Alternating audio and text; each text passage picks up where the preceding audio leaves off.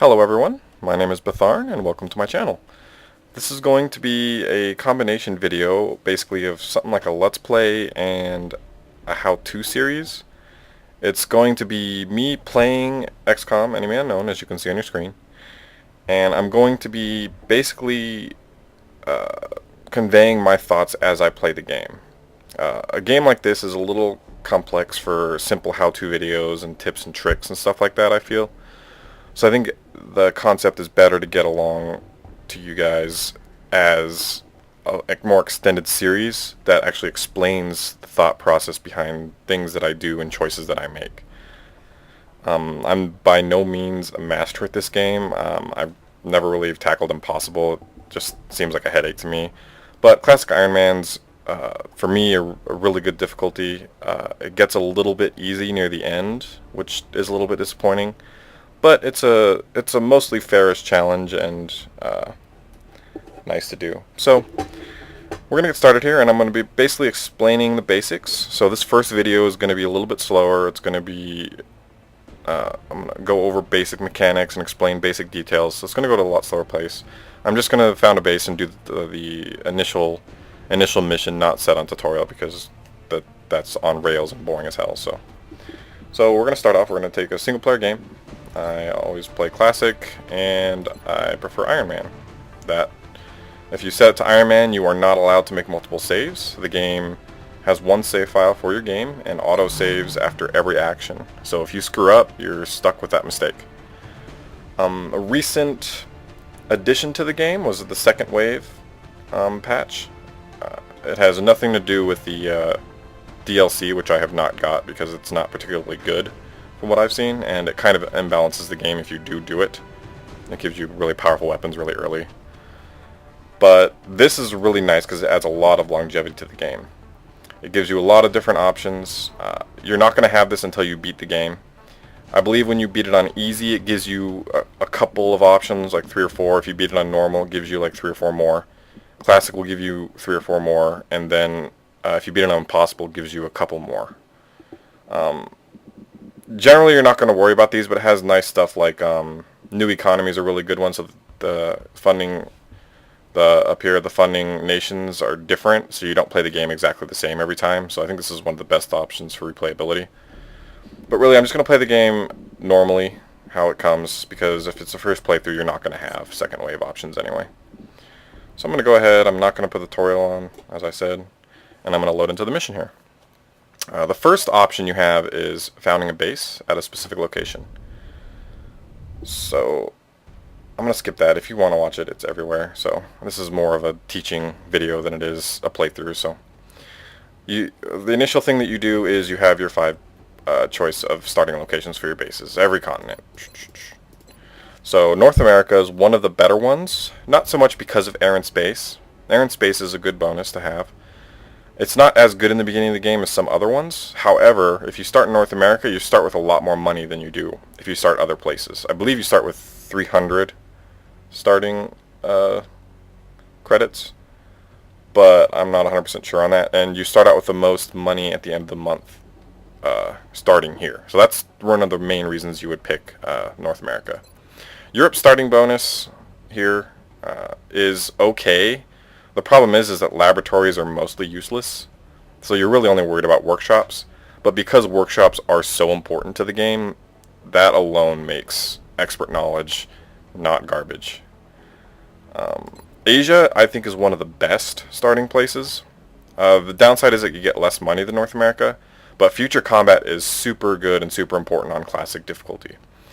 The only downside is you don't start with an officer training school on Classic as you do on normal, which is kind of a huge hiccup. But the stuff that you get from the officer training school and the foundry are so important to the game, especially early on, that half cost is really, really good. The other minor factor we mentioned too is that Europe and Asia contain 4 countries, so they're actually harder to get in the game. So that's one of the reasons I like to start with Asia, especially if it's one of your first Classic playthroughs, especially on Iron Man, is that if you start in Asia, you basically have you'll start in Japan, you'll have China, you'll have Australia, and you'll have India. These 3 countries are basically write-off countries. because you can win the game without them. And even if you lose them, you'll never lose your future combat bonus. So in an emergency, if you have to give up a country, you can give up these three as a no-brainer if it's choosing between like India or even like Mexico, because if you're trying to get air and space eventually.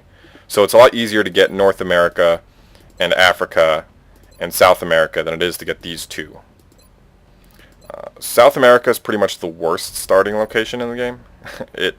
This can be really good if you have a specific playstyle, and from things that I've heard from people, it's a really good strategy for doing impossible to beat the game absolutely as fast as humanly capable, because on Classic you can basically get yourself equalized so that you'll never lose later on to panic and stuff, but on Impossible that's not so much the case. Eventually you will lose because you just get so much panic from your abduction missions that you'll not be able to keep up. Africa is a really good bonus, 30% money. The problem is that it's a terrible bonus for your first month. It's really easy to get Africa by the end of the second month, and it's possible to get it by the end of the first month if you play correctly. So starting in Asia, for instance, although it's really hard to get Africa at the end of the first month in Asia because the money's so much lower than North America, if you start in North America, you can get Africa by the end of the first month and have both of these bonuses for your first month, so you'll get this anyway. So starting in Africa really is a really bad idea. So is South America. So unless you're trying to get the achievements or do something special, don't start here. I am going to start in North America. I'm going to start in Asia, actually, because I'll show you why I like Asia the most while I'm playing.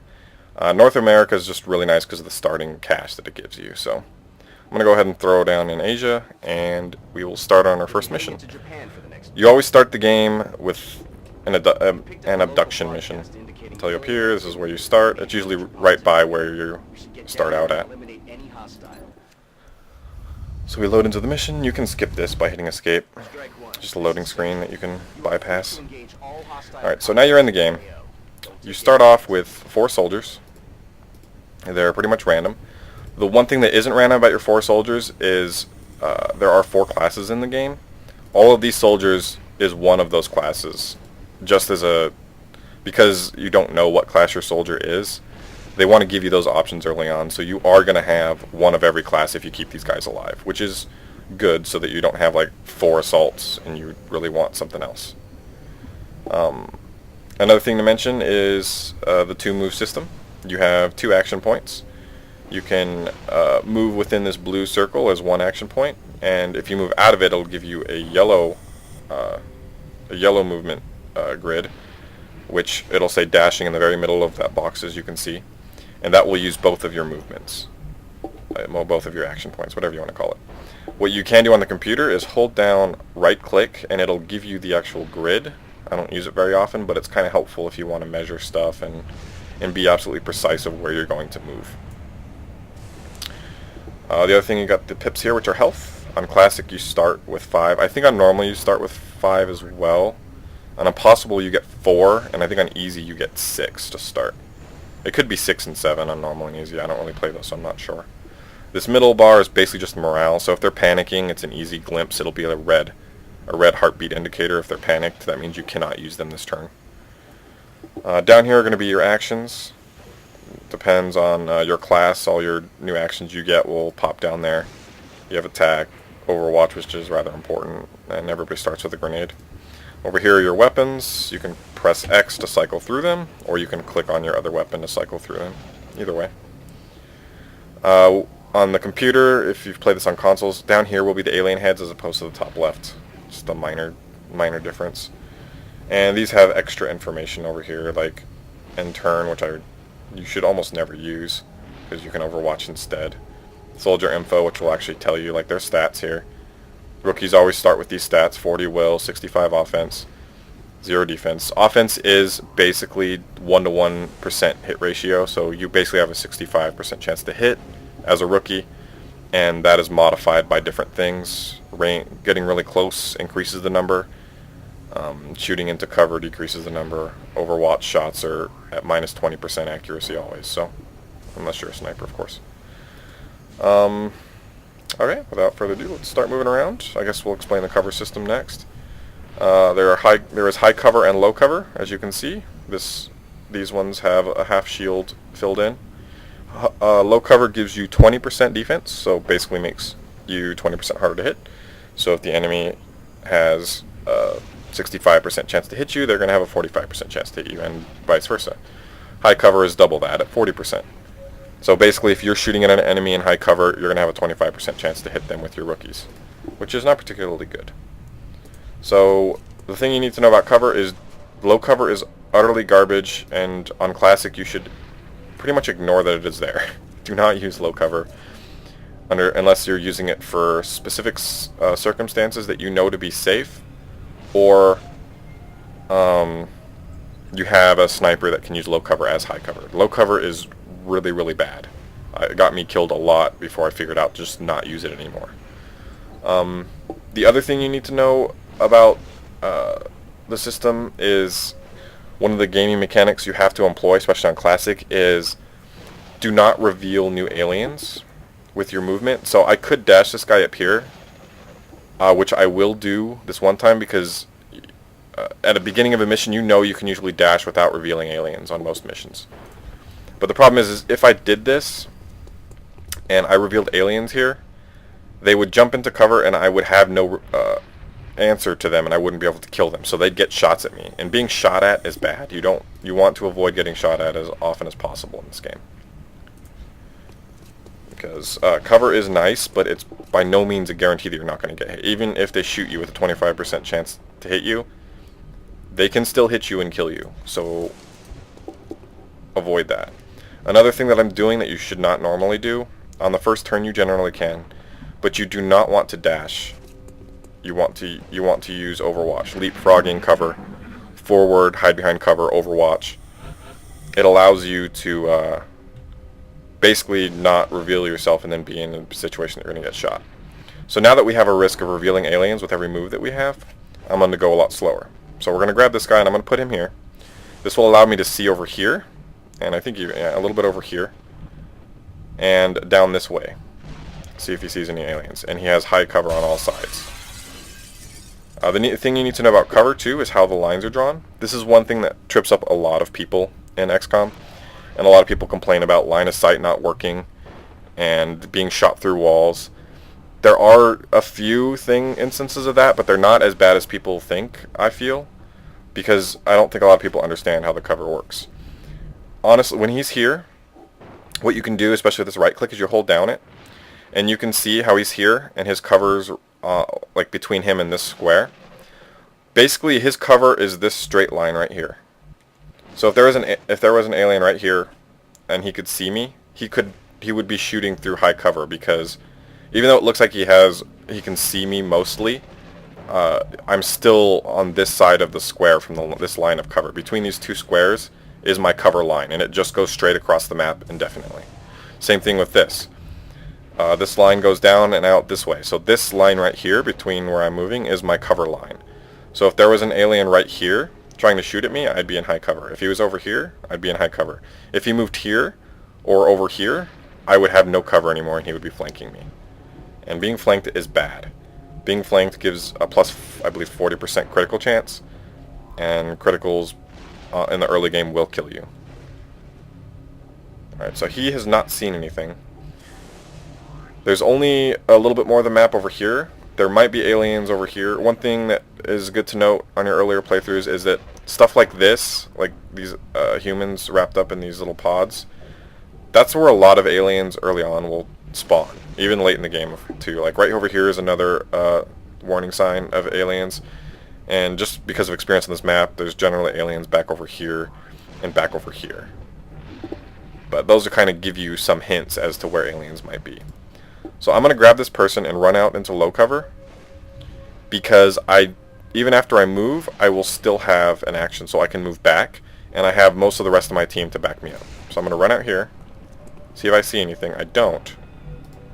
So I know this flank is pretty much clear, so I can move him here. His line of cover, well, her line of cover, is this line here, and because I have a character here, it's unlikely that there's aliens up here. So basically there's no real threat of me getting attacked here, only in this direction, so this line of cover is perfectly safe. It's basically the concept of zoning and all that fun stuff.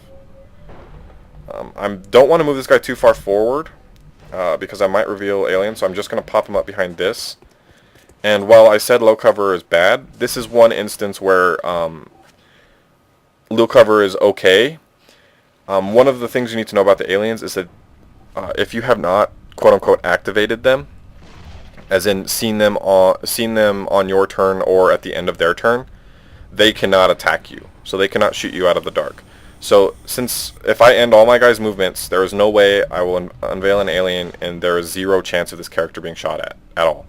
Because even on their turn, if they walk into my vision, that will quote-unquote activate them, and they will now take cover instead of attacking me.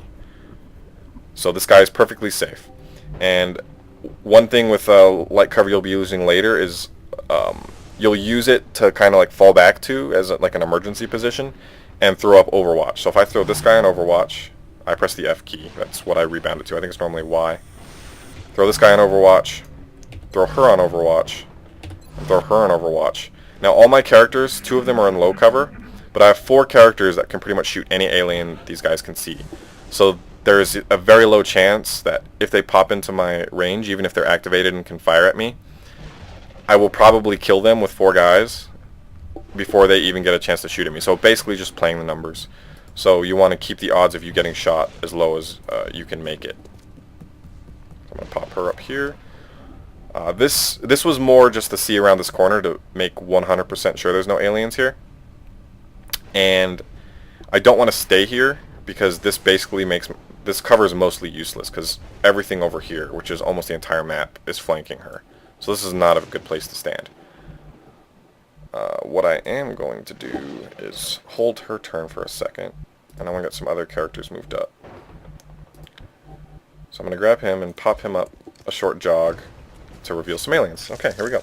This is the activation screen. You're going to see this pretty much anytime you see aliens or they move into your line of sight.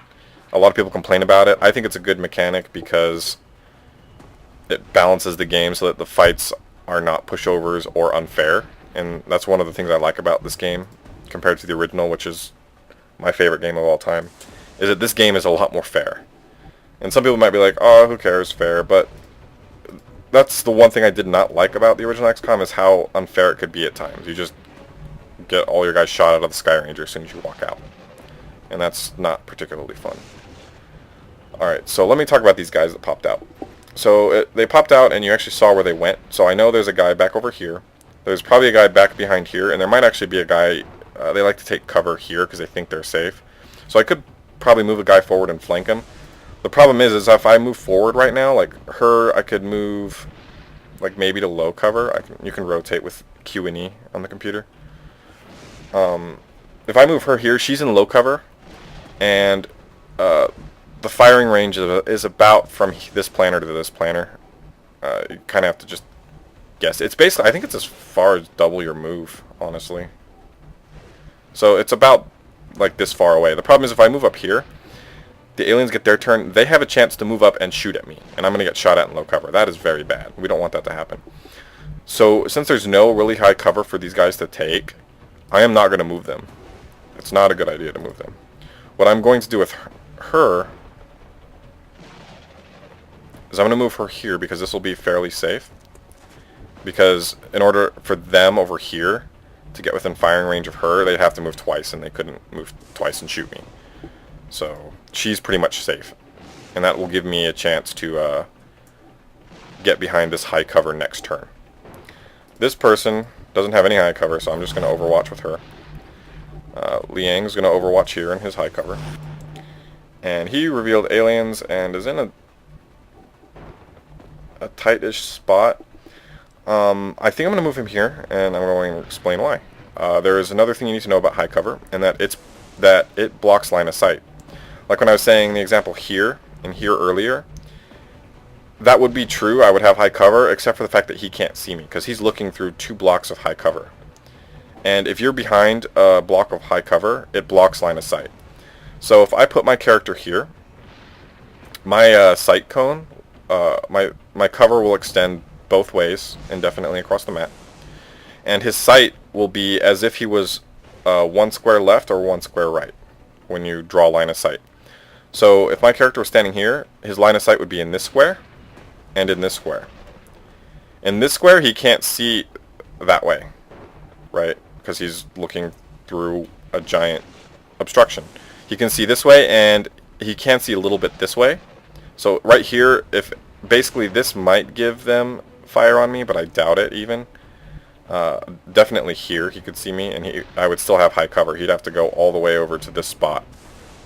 That won't let me highlight, but 2 squares over from that cover to get me flanking. And while I'm over here, because this blocks line of sight, and I would have sight here, I could see this way and a little bit around this way. So because they popped out this side of the train, even if they're in the train and I'm here, they cannot see me at all. They'd have to pop maybe to here. They can get and see me, and they might be able to do that with one of the guys if he's still in the train. But I would still have high cover anyway. So I'm basically just making the numbers work in my favor. And if you heard that little beep, that was I could see an alien. So right in this square, because I think he moved from there diagonally, he could see me. No, I could see him, and he could see me. If you can see them, they can see you, unless you're using advanced abilities later in the game. The other thing is, those guys might have been activated. That's actually kind of awkward. I'm not sure if they were or not. And he's getting a shot at me, but I'm in high cover, so I'm mostly safe. Alright, so as you can see, this guy has a purpley thing on him. This is a sectoid ability called Mind Merge. And what it does is it gives the targeted sectoid an extra health, so he has 4 instead of 3.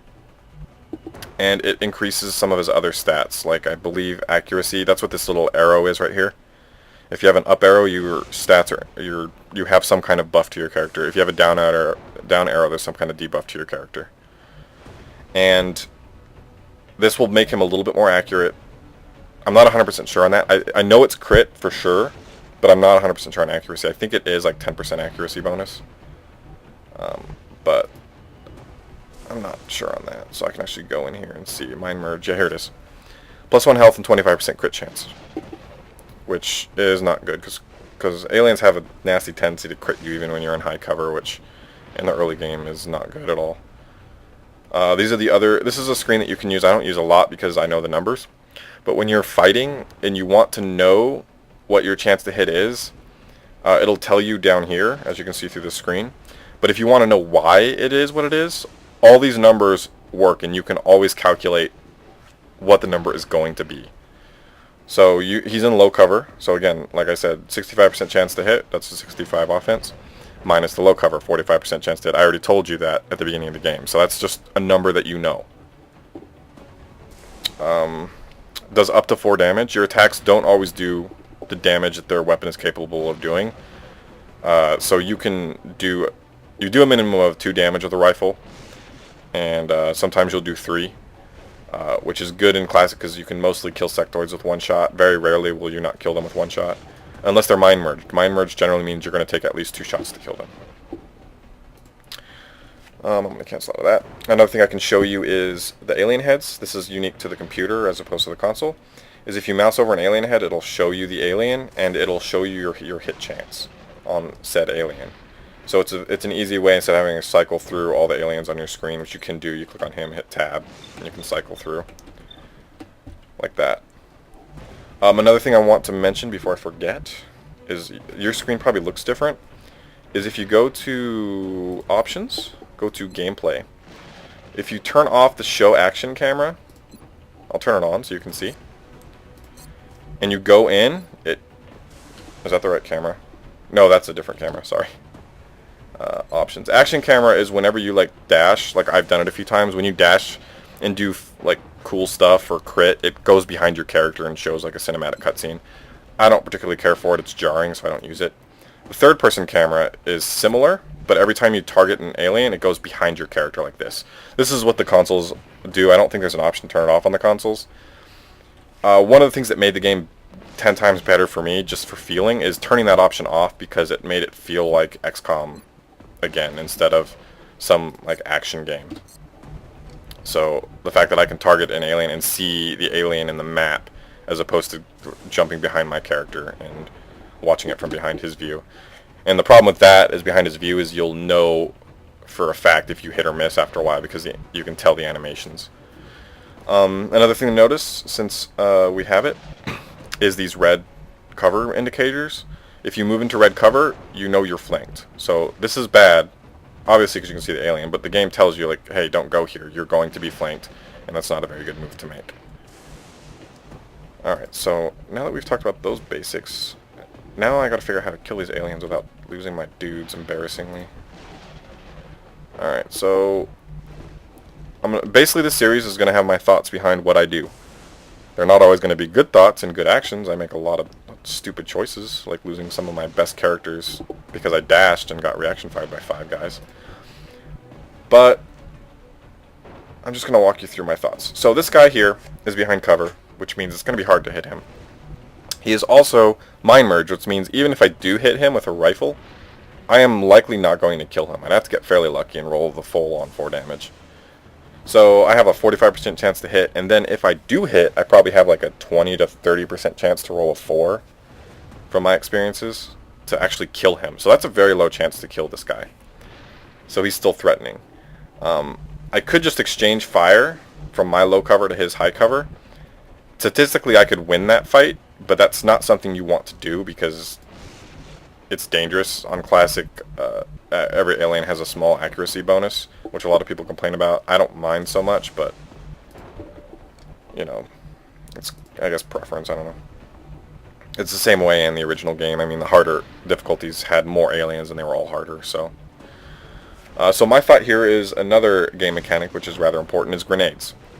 If you use a grenade, you click on it, it gives you a little blast sphere here. Everything inside the blast sphere will be damaged. Grenades are 100% accurate. They will land exactly where you tell them to every time. And the thing to know about the grenades is that because they are 100% accurate too in damage, they will always do 3 damage. Alien grenades will always do 5 damage. So you can rely on that number as an absolute certainty. So the other, not only are they reliable damage, the other major use of grenades is cover destruction. Whenever cover is destroyed in a blast radius of a grenade, it is gone and destroyed.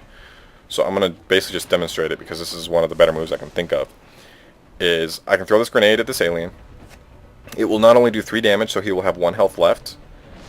He will no longer have cover, so I will have a full-on 65% chance to hit this guy with my dude back here in heavy cover. Now, one of the things that's important to know about grenades on Classic is that sectoids have 3 health. A grenade will kill a sectoid in 1 blast.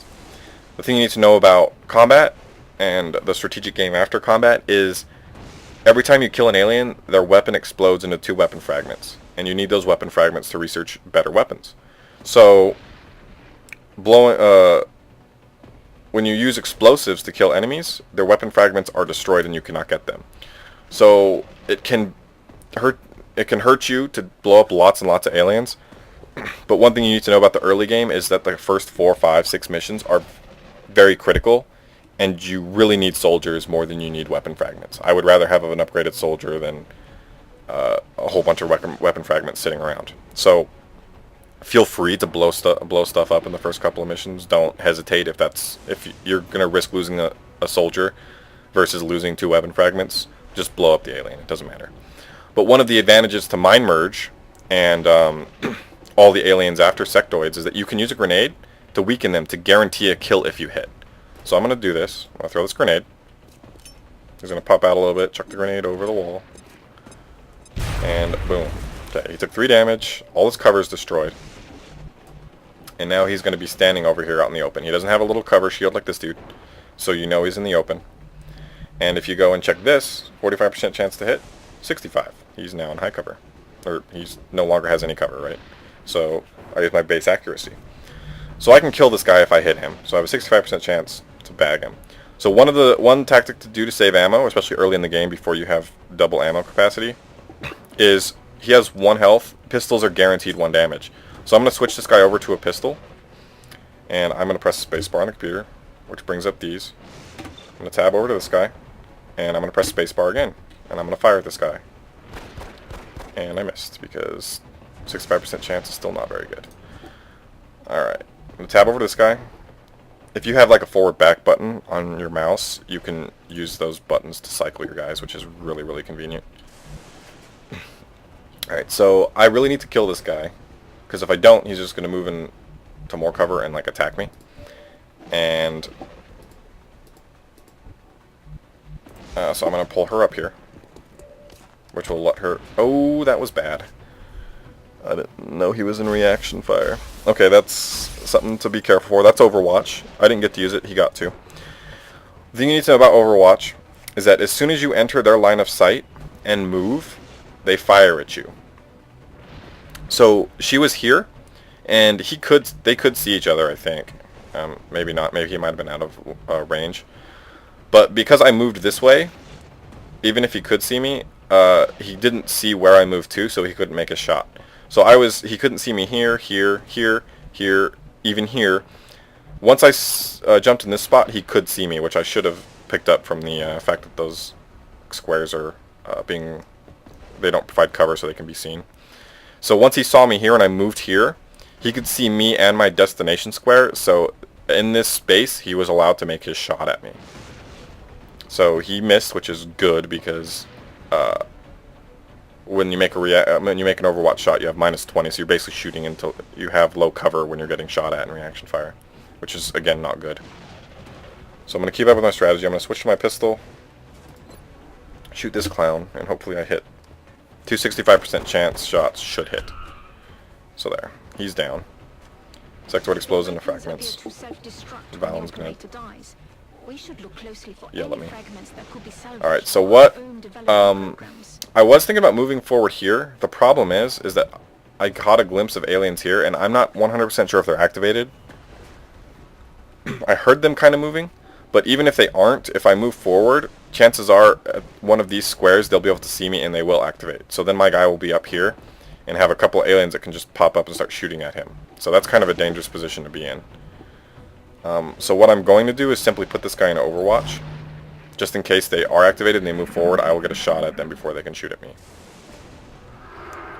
Alright, so now this guy's probably going to get buffed. And he's probably going to move into a better shot to shoot at me? No? Maybe he still has line of sight over there? No, he's going to Overwatch. Alright, so he's in Overwatch, which means that I don't want to move in his line of sight, because I might get shot. Oh, and he can see him? Okay. So, I now formulated my plan.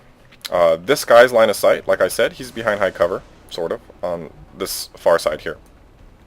So, I better accidentally held down right click. I don't want to accidentally move my guy.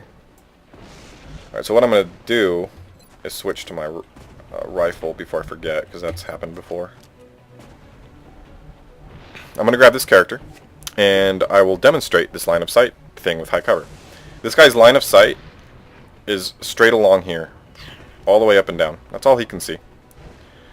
He cannot see this way, and this even blocks his line of sight. So all of these squares and on back here are invisible to this character, so he cannot shoot me with Overwatch. So if I move along this path, I will end here, and now we see each other. So that will allow us to see each other. Now we can be in combat. Another thing I probably didn't mention about mind merge, which is important, is if you kill the alien back here that's mind merging, both die. That's an important strategy for outflanking these guys right here. Now, as I said, do not worry about weapon fragments, so I'm going to blow this guy up. But I'm going to try to blow him up without destroying all of the cover that I might need to engage the guys ahead of me. Sometimes grenades don't want to throw.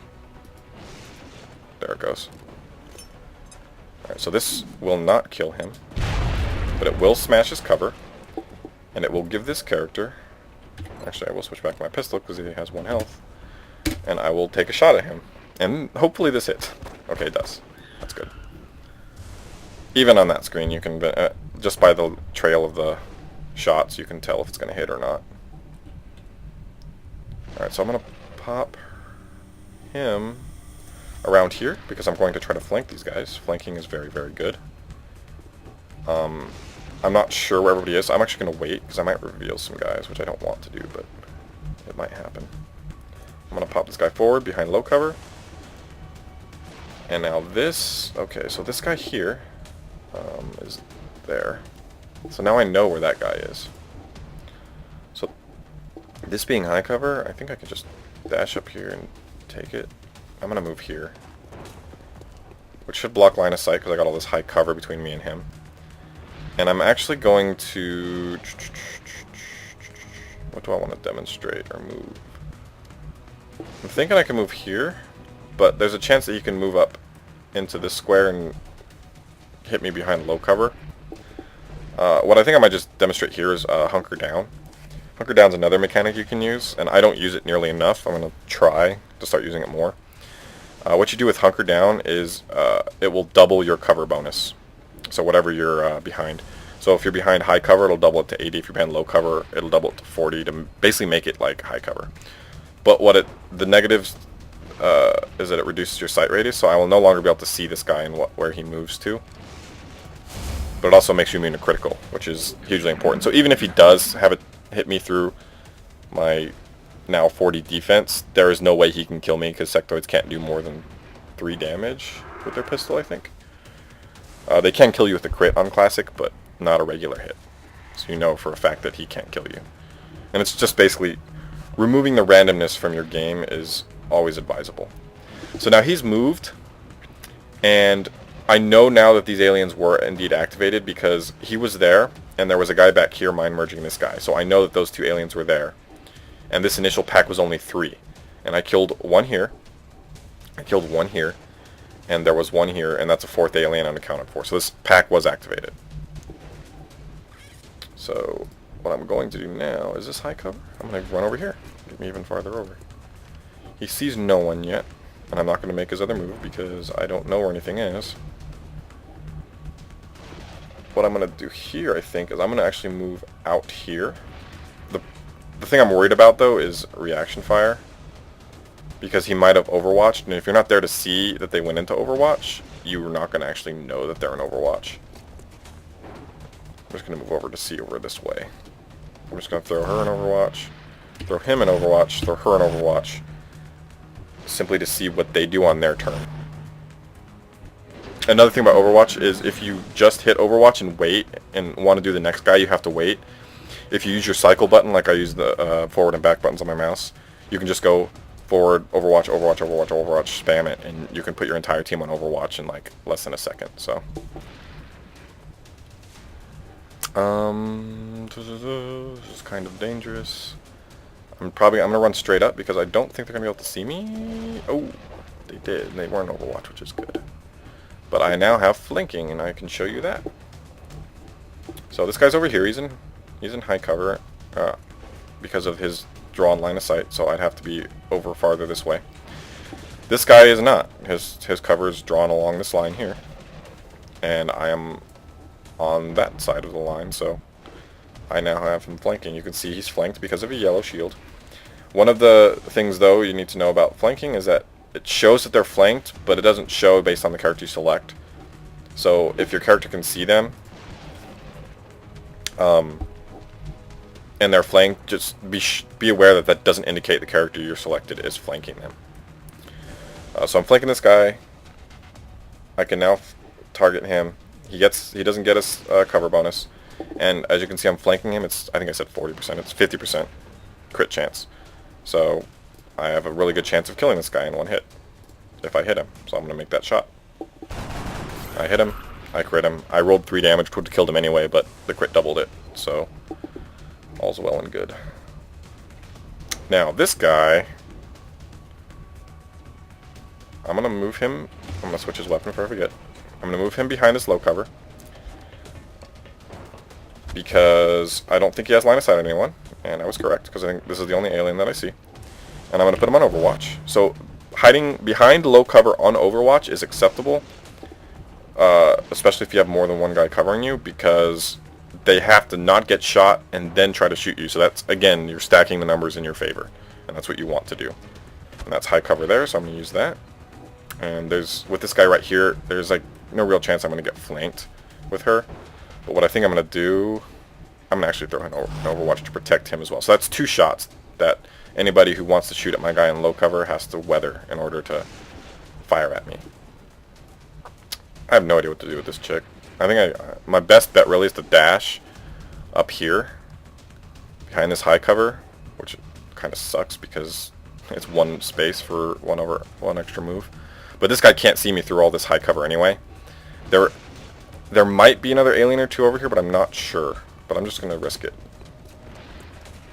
And I'll note when I make moves that I know are risky, and oftentimes when I do that, and I'm thinking, hey, this is a risky move, I like get killed. So it's just good to know that you're making risky moves when you make them, even if you see. And he did hit me behind my high cover, but it's very unlikely to be crit behind high cover, though he did have that 25% crit because of Mind Merge, so that's a little bit scary. Even if he crit, he wouldn't have killed me on that particular roll. Okay, what he has done though is given me okay, I'm being this tutorial mission and a little bit of metagaming, I know that those are the only 2 aliens left. I am wrong. I am completely wrong. That happens. Okay, another thing to note is that wasn't terribly bad on my part, because when you dash, you get, I believe, a 10 or a 20% defense bonus. So he was at minus 30 or 40 to hit me, so it wasn't super bad, but it's still something I probably shouldn't have done. I was confident that there was more, but I should have thought, because there were 3 aliens over there. So I should have known that. But now I can move this guy up along this train and flank this guy that shot at me. If I had done this move first, I actually might have been able to kill this guy without getting shot at. Although I'm not sure if he would have seen me first. He might have. So I'm gonna go ahead and just shoot at this guy, and hopefully I kill him. 65% chance works for me. Alright, so now okay, so this guy has to move maybe here to shoot at this character, but I'm still in high cover, so I'm good. Both of these guys can see this character in high cover, which is kind of dangerous because they can just both shoot at me. And and they have a small chance to crit me, and even without crits, they can roll a 3 and kill me. So it's a fairly dangerous spot to be in, but it bagged me an alien, so it's not terribly bad. What I'll probably just do is move up and weather their shot so that next turn I can shoot at them, because she's kind of far behind. She might be able to pop up and shoot him next turn here, but the problem being is that she's going to be shooting into heavy cover, and that is mostly useless in the early game. So I'm just going to pop her up here to give her more high cover. She now is at risk of getting shot, but it's a risk I'm willing to take. And this dude, I could move here, but if he moves behind this high cover, I'm pretty sure he can see me and shoot at me. I'm actually curious if I just move here, if he can see. I'm going to actually risk this, because if I understand the line of sight correctly, if he's behind this particular kiosk, he still won't be able to see that character. Oh, now he can. No, he can't. He just made a really bad move. Interesting. Sometimes they make bad moves if you're quote-unquote outplaying them and like flanking them and stuff. Outmaneuvering, I guess, is the better term to be using in that situation. Because he would have been flanked either way. So yeah, it doesn't really matter. I didn't even think about that, because I just killed an alien right there in that spot. So I'm trying to remember who killed who now, because one of the things you need to worry about on Classic is getting a sergeant ASAP so that you can build that officer training school. So you kind of want to feed one character a lot of kills, but I'm not going to risk anything. I should have showed you range accuracy. Shoot, she missed. That's not good. The reason I had 70% is because the closer you are with most weapons, barring a sniper rifle, the better your chance to hit. So she had a plus 5% accuracy bonus for being that close. Okay, so I'm going to move him here, because he can't really flank me all that well. I don't know. I'm just going to move here. And he's going to make his shot at 65% because of no range bonus. 265's hit, so. Now, she has a grenade, so she's my last resort. If this guy does not kill this alien by flanking, I'm going to run her here and grenade him and kill him and end the mission. But I'm going to run him here with a flanking shot and make the kill. Hopefully. 65% chance. So this is the idea of redundancy. See, he missed. That would have been bad if I had no one to answer, but since I knew I had a 100% guaranteed kill, you want to take that dice roll first, especially if it gets you weapon fragments or something good like a stun later in the game to catch an alien. But now I have that guaranteed kill. He dies. Mission ends. She yells at me for blowing up fragments. She'll do that. And then we've done the mission. You'll get this screen. You'll have an aliens killed screen, an officer, XCOM operatives lost screen, and on Terra missions you'll have civilians saved. And they give you ratings. They tell you how much. The better the rating, the better, generally. So I'm going to go ahead and end this. You're going to have a small loading screen. And then it's going to jump us back to base, and you'll fly back from your location back to base. I will end it with this after mission screen. Here's a cutscene. I'm just gonna skip them. And here's our after mission screen. I would have been nice to have upgraded her too, but I do know for a fact that she is a sniper, because again you start with one of each. And I have a support, I have an assault, and I have a heavy. So she is a guaranteed sniper. So you come back to this screen, it'll tell you some stats, how many kills they got, how many missions they were on, and then if they got a promotion, if they're active, if they died, if they're wounded, how many days it'll take. So this guy won't be able to do any missions for 9 days. So you can promote here, you can go in, you got the heavy. He's going to tell you all about the heavy. This is how the level up system works on every character. Everyone's looks the same, every class has different abilities in all of these slots. But at Squaddy and Major, you automatically get an ability, and at every other level you have to choose, and they're mutually exclusive. If you choose this one, you can still choose this one next level, but if you choose this one, you cannot choose this one. If you choose this one, you cannot choose this one, and on and on and on and on. So you can customize your character. Some of them are no-brainers, which kind of sucks. Some of them work for different strategies, so you kind of got to work around their abilities that they get. But it's kind of a preference thing. The other thing, unless you pick second wave options, is this stuff is pretty much set and levels up a certain way. He started at 40, he got 40, an extra 4 will for that. He also got an extra hit point for leveling up into a heavy. I believe heavies and assaults get an extra hit point and the other guys don't. Aim, he started at 65. Heavies have the worst aim in the game. That might be 2 per level, I'm not sure if it is that linear or not. But their aim always sucks, so just keep that in mind. Also, once you've leveled up to a class, you can only use your class weapon. Heavies can only use light machine guns. They can never use pistols. They get a rocket launcher instead, as you can see on his back here a little bit. No more pistols for him. He can only shoot rockets and shoot machine guns. That's kind of it for him. Assault gets a shotgun. However, assaults can still use assault rifles, and it might be a good choice. There are certain abilities that are good. Not really better with assault rifles, but they're good with assault rifles because you can use them at range. The thing about a shotgun is that at really close ranges, it does the crit goes up a lot and the accuracy goes up a lot. So, but it has a really big fall off. So whereas you can use a rifle at max range without losing accuracy, at max range of the shotgun you're not going to hit anything unless you're super lucky. You get like 1, 2, 5% chance to hit. Sucks. But it is good for getting in really close, and it synergizes well with run and gun, which allows you to dash and fire on the same turn. So you can run right up next to an alien and blast them. Even if you're on opposite sides of high cover, you still can have like an 80 or 90% chance to hit with a shotgun. So it's really good for that kind of thing. Better accuracy here at 70. They only got 2 extra will, apparently. I think it's linear, so we'll see. Support is one of my favorite. Support is kind of your healer and all-around support. Their accuracy's about the same. Their will's really good, apparently. And their first ability is Smoke Grenade, which basically gives you extra 20 defense. So you can drop low cover anywhere you want, and you can make low cover into high cover, and you can make high cover like awesome 60% chance you're not going to get hit. One of the things to be concerned about on smoke grenades is that aliens can use your smoke grenade. So if you throw one in a bad spot and the alien's incorporated in it, he will have that defense bonus. And this works omnidirectionally, so as long as you're in the cloud, even if you're standing in the open, you're going to have a 20% defense bonus, which is pretty nice.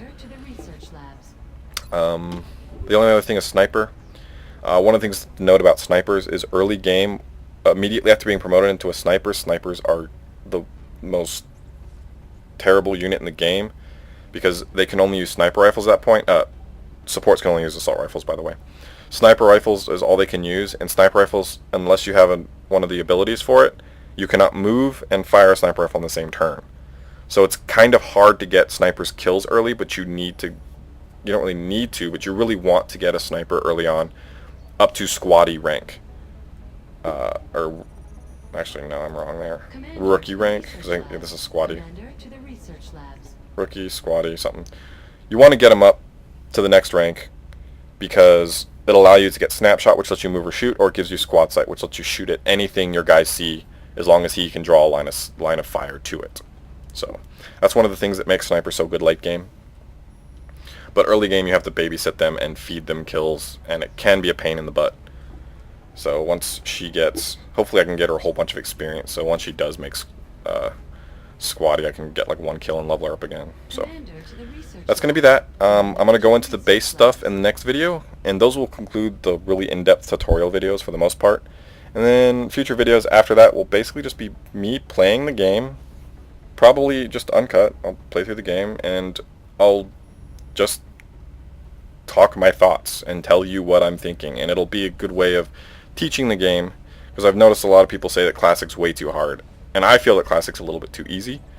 So if I can just convey how I think about the game to them and they can understand it, I think it'll help a lot of people, and it'll be a good service to them, I feel. So I hope you enjoyed the video. It's probably a bit on the long side. I don't mind making longer videos as long. I just want to keep it all in one kind of chunk. So like each mission will probably be its own video. Some missions might take really long if they're like an hour-long mission, which doesn't really happen. I'll cut it up maybe, but yeah. Hope you enjoyed it, guys. I'll have some more videos coming shortly, and thank you for watching. Oh, and as a side note, I forgot about this screen. After that screen, you come to this screen. This will show you your spoils of war.